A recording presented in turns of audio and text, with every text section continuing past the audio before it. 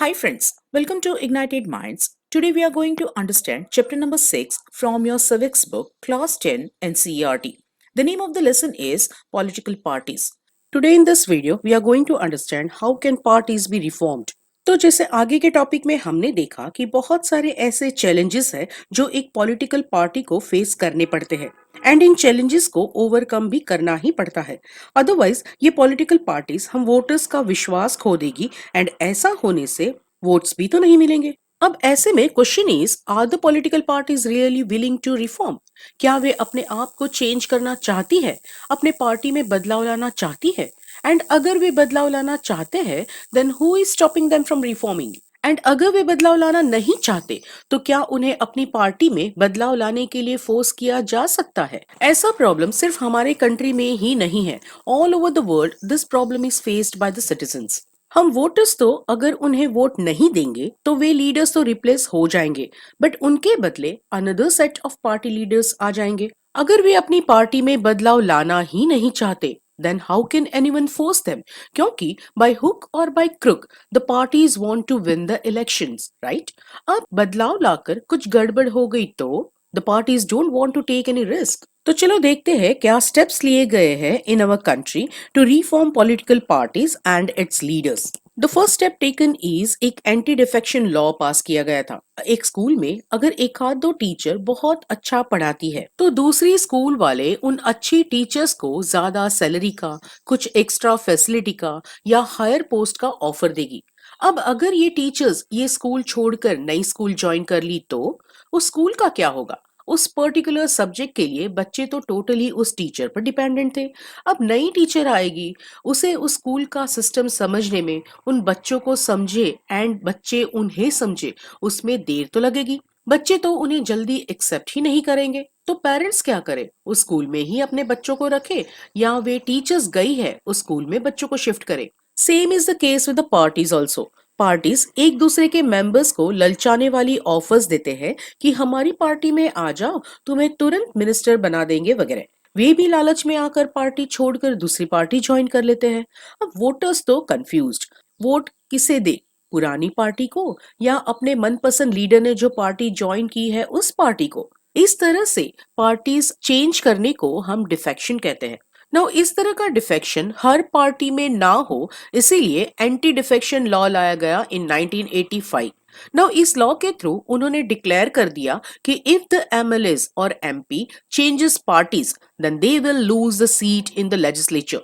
यानी कि उन्हें फिर से इलेक्शन में खड़े होकर पब्लिक का वोट हासिल करना पड़ेगा। वे एमपी या एमएलए नहीं रहेंगे, सीनियरिटी एंड उनकी पोजीशन चली जाएगी and they have to start again. तो इस एंटी डिफेक्शन लॉ की वजह से पार्टी चेंज करने का प्रोग्राम थोड़ा सा स्लो तो हो गया है, बट इसका एक नेगेटिव पॉइंट भी है। Now in MPs and MLAs ने पार्टी क्यों बदलनी चाहिए थी? Maybe because of some dissatisfaction in the party, but इस डिफेक्शन के लॉ की वजह से they have to adjust and accept whatever the party leaders decide, क्योंकि अगर पार्टी छोड़ी तो they will have to start from the beginning. Second thing is, party में मनी एंड क्रिमिनल का इन्फ्लुएंस रिड्यूस करने के लिए सुप्रीम कोर्ट ने एक ऑर्डर पास किया कि इलेक्शन में खड़े रहने वाले हर एक कैंडिडेट के लिए ये कंपलसरी करवा दिया गया कि उन्हें एक एफिडेविट फाइल करवानी पड़ेगी giving all the details of his property and अगर कोई भी पेंडिंग क्रिमिनल केसेस उनके ऊपर हो उसके बारे में।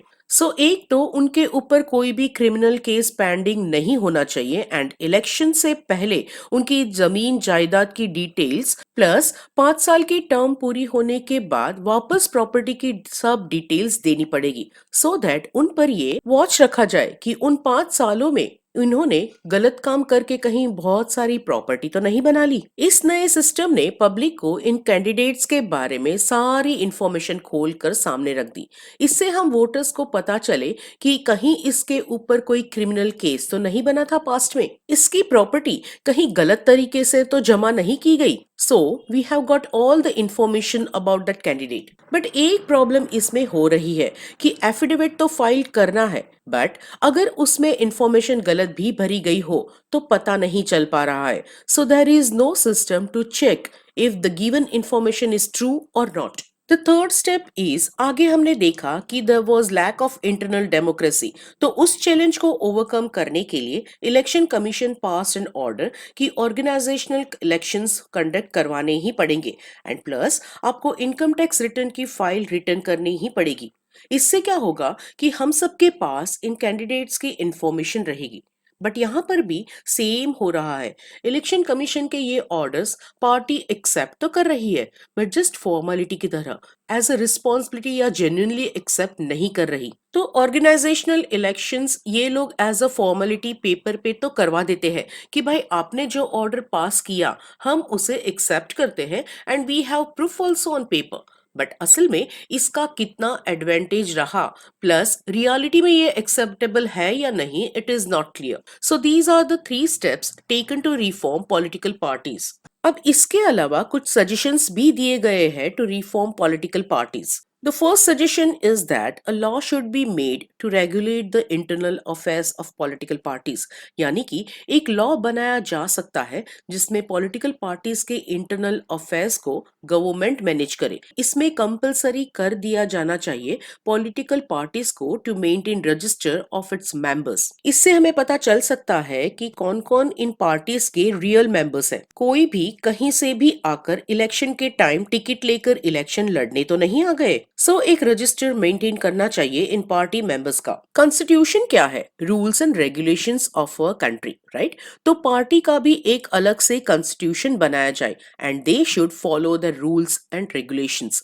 एक इंडिपेंडेंट अथॉरिटी हो जो पार्टी को मैनेज करे, एक डिसिप्लिन में रखे, एंड अगर पार्टी में कुछ भी डिस्प्यूट्स हो तो उसे जज करके प्रॉब्लम का सॉल्यूशन लाए। ऐसा ना हो कि फेवरेट्स को हायर पोस्ट दे दी जाए। जो पार्टीज में हाईएस्ट पोस्ट हो उसके लिए ओपन इलेक्शंस होने चाहिए। Second suggestion is it should be made mandatory for political parties to give a minimum number of tickets to women candidates. यानी कि ये कंपलसरी कर दिया जाए कि 1/3 टिकट विमेन को दी जाए। इससे विमेन एम्पावरमेंट हो रहा है एंड प्लस पार्टी के इंपॉर्टेंट डिसीजंस में विमेन को भी इंक्लूड किया जाए। Third suggestion is there should be state funding of elections. हमने देखा है कि इलेक्शंस में पैसा पानी की तरह बहा दिया जाता है। पैसा इस तरह से वेस्ट ना हो इसलिए गवर्नमेंट इन पार्टीज को पैसा दे, जैसे कि पेट्रोल के लिए, पेपर के लिए, टेलीफोन के लिए एक्सेट्रा, या फिर कैश दे दे। लास्ट इलेक्शंस में पार्टी ने जितने वोट्स जीते हैं उसके आधार पर। अब सजेशंस तो दे दिए गए हैं कि अगर ऐसे ऐसे बदलाव लाए गए तो it could be beneficial to the party as well as the country. But these suggestions have not yet been accepted by the political parties. It is still on the paper. अगर ये सजेशंस एक्सेप्ट कर लिए गए तो it could bring some improvement. But हमें ये भी ध्यान रखना पड़ेगा, वी मस्ट बी केयरफुल कि कोई भी पॉलिटिकल प्रॉब्लम्स को खत्म करने के लिए उन पर लॉस थोपे नहीं जा सकते। पॉलिटिकल पार्टीज के ऊपर और रिस्ट्रिक्शंस लगा दिए गए तो it can be counter productive. जैसे स्प्रिंग होती है ना, उसे जबरदस्ती दबाकर रखा तो थोड़ी सी स्पेस मिलने पर वो जबरदस्त जोर से उछलेगी। उसी तरह से बहुत ज्यादा रिस्ट्रिक्शंस काउंटर प्रोडक्टिव साबित होंगे। कैसे? तो बहुत ज्यादा रिस्ट्रिक्शंस होंगे तो it would force the parties to find ways to cheat the law. जैसे गाड़ी में मास्क पहनकर बैठना is compulsory and if you are not wearing a mask तो तुम्हें 1,000 रुपए का फाइन लगाएंगे, या फिर लाइसेंस या हेलमेट का रूल। अब ये स्ट्रिक्ट रूल तो है, पर हम क्या करेंगे? लॉ को चीट करते हुए जाने देने को कहेंगे या थोड़े कम पैसे में बात खत्म कर दो ऐसा कहेंगे, राइट? तो बहुत ज्यादा ओवर रेगुलेशन हमें लॉ को चीट करने के तरीके बताता है एंड ऐसे लॉज जो पॉलिटिकल पार्टीज को पसंद नहीं है वे उन्हें अपोज करेगी। तो अब हम क्या करें? पार्टीज को तो रिफॉर्म करना पड़ेगा। तो there are two other ways in which political parties can be reformed. लोगों के हाथ में बहुत पावर होता है। अगर कोई पार्टी गलत कर रही है, ठीक से काम नहीं कर रही, तो जनता उनका अपोज कर सकती है, पिटीशन डाल सकती है, अपना प्रोटेस्ट शो कर सकती है कि हमें ये पार्टी की ऐसी सोच या ऐसा काम पसंद नहीं है। जब पब्लिक एक्टिव हो जाएगी तो पॉलिटिकल पार्टी विल फील कि अगर जनता जो चाहती है वो रिफॉर्म्स हमने एक्सेप्ट नहीं किए तो हम पब्लिक का सपोर्ट खो देंगे एंड इसके चलते they would become more serious to accept reforms. Media can also play an important role in this. So public एक तो प्रेशर बनाकर इम्पॉर्टेंट रोल प्ले कर सकती है एंड दूसरा इज पार्टिसिपेशन। अगर हम घर बैठे बैठे कहेंगे कि ये पार्टी ठीक से काम नहीं कर रही या इस नेता ने गलत डिसीजन लिया, तो इससे कुछ नहीं बदलेगा। अगर हमें रिफॉर्म चाहिए तो हमें खुद मैदान में उतरना पड़ेगा।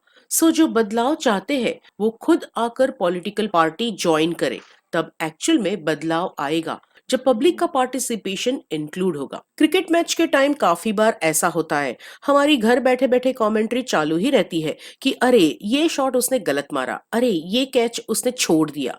बट एक्चुअल में जब हम खुद मैदान में उतरते हैं तब सिचुएशन का पता चलता है। हम कहते हैं कि पॉलिटिक्स खराब है and there is problem of bad politics. तो वो कब खत्म होगी? जब हम मोर एंड बेटर पॉलिटिक्स पर फोकस करेंगे, एंड ये हम कर सकते हैं थ्रू पार्टिसिपेशन। सो जनता को आवाज भी उठानी है एंड बदलाव लाने के लिए पॉलिटिक्स में पार्टिसिपेट भी करना है। With this, we have come to an end of this topic. For more videos, like, share, and subscribe my channel, Ignited Minds.